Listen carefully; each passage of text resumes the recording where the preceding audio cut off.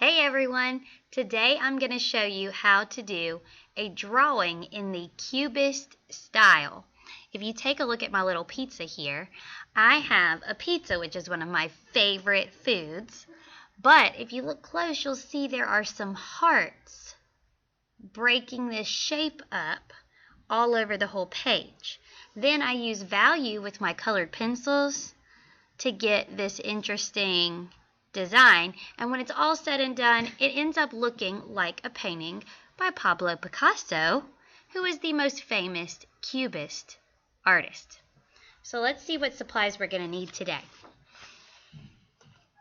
You're going to need a white piece of paper, and then you're also going to need some other piece of paper or cardboard or anything like that that you cut into whatever shape you want. I have one that's already cut into a heart. I also have a circle up here and some other shapes, but I'm going to use my heart because I really like it. And then you're going to need your pencil and colored pencils to color with. The first thing you have to do is decide what you're going to draw. I did a pizza in my last one, but I want to do something different this time. I think I'm going to draw a candy bar. When you're drawing, you want your drawing to take up most of the page, and you want it to be simple. So I think I'm going to draw a candy bar that's been ripped open, has a little bit of the chocolate showing.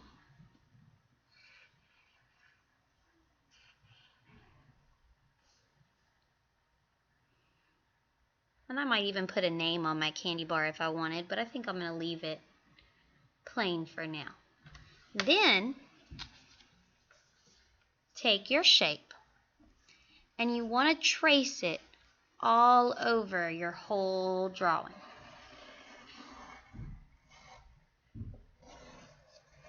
You want to make sure that some of your shapes are whole, where they fit all the way on the paper. But you also want some of your shapes to be sticking off of the edges. So I'm going to do my whole shapes first. I think I can fit 4 on here.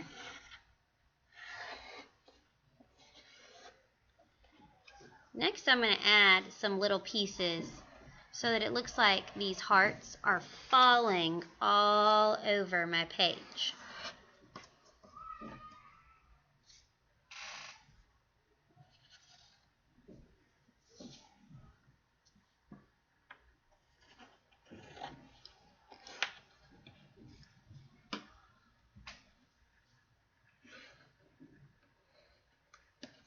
Okay, now once you've put your shapes all around, then you want to do a second layer. So this time I'm going to make my shapes overlap each other.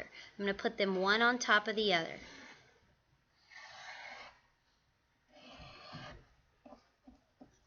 I don't need quite as many shapes this time around. I'm just breaking up my space a little bit more.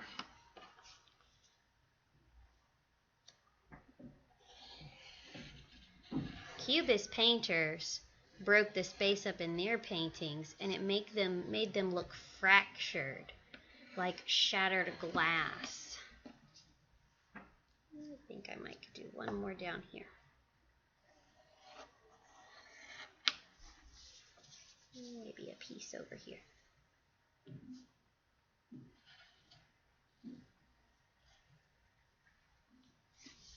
Okay, now once you have this part done, then you get to do the fun part, which is the coloring.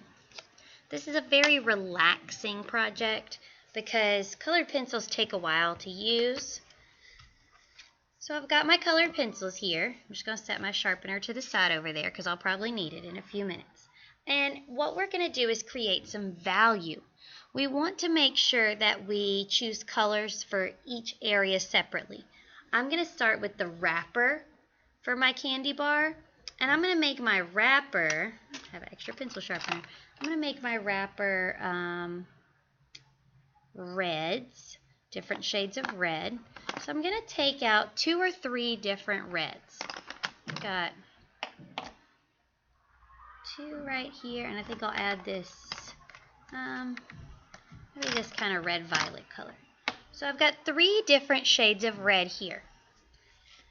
And I'm going to go ahead and just quickly give them each a little sharpen so that they're ready to go. And there's one. Now it doesn't matter what kind of colored pencils you're using. You could even do this with crayons, but it would be a little bit trickier.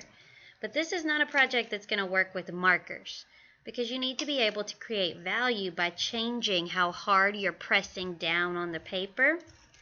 And you can't really do that with a marker. There are other ways to create value with marker, but they don't quite work with this project. Now, it doesn't matter which color I start with. I'm going to pick one of my colors, and I'm going to color each space separately.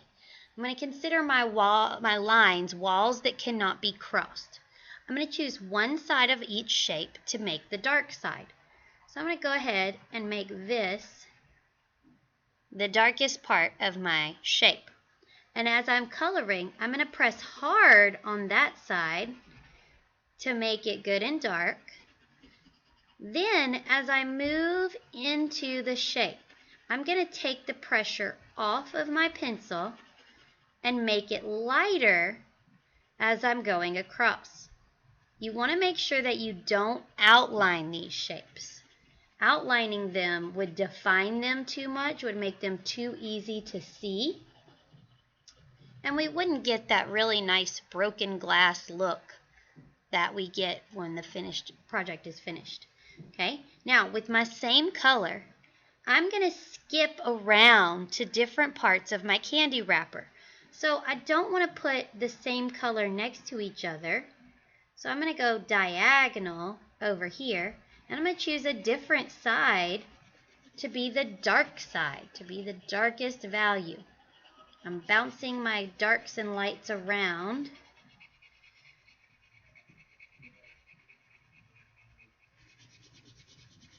And then as I work my way out from the dark, I'm going to get lighter.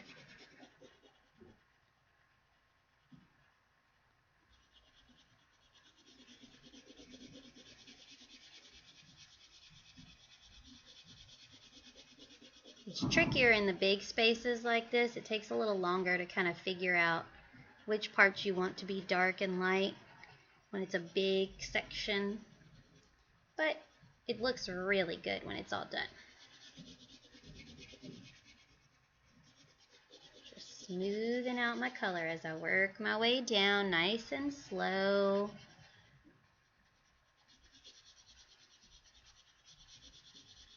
And as I get to this other side, I'm going to take the pressure off so that my color gets even lighter.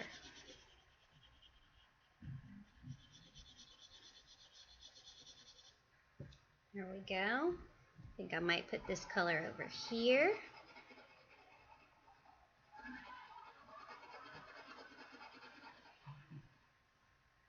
And let's see.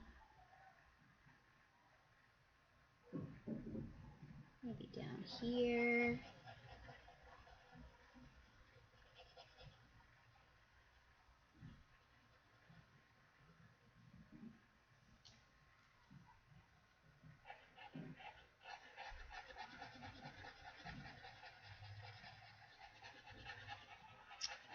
There we go.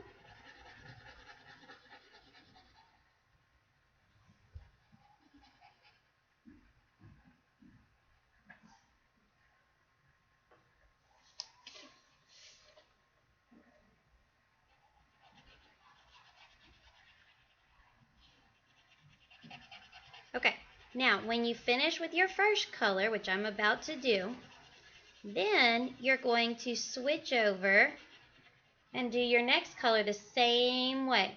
You're going to bounce around in that space, but you're staying inside whatever you drew, which for me was a candy bar, but it could be whatever you wanted.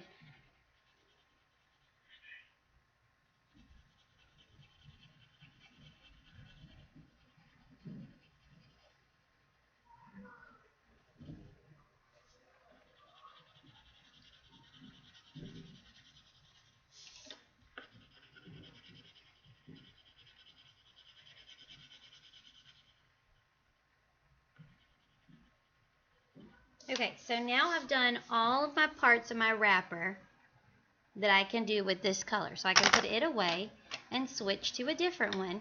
When you switch colors, you want to do the same thing. You want to skip around. I'm going to switch back and pull up my finished picture. So the way I did this one, I did all of my pepperonis. Then I did all of my cheese with my different yellows. Then I did my crust. And then I chose a color that was completely different for my background. Take your time. I can't wait to see what your finished picture looks like. This project should take you 2 or 3 40 to 45-minute sessions. That's how long our classes are. So we're probably going to be working on this for most of January when we come back from Christmas break. I hope you had a great holiday, and I can't wait to see what you're done.